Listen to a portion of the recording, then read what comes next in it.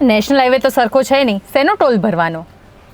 એમાં અડધા હાઈવે પર તો કામ ચાલે છે, શેના પૂરા પૈસા આપવાના? ખાલી લૂંટે છે જનતાના પૈસા. જો આવું હવે તમારી સાથે થાય ને તો ના આપતા પૂરા પૈસા, સરકાર પોતે જ કહી રહી છે.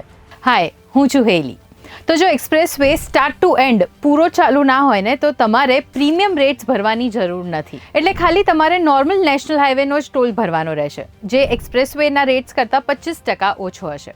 એટલે જેટલો રોડ ચાલુ છે એટલા જ પૈસા તમારે ભરવાના છે.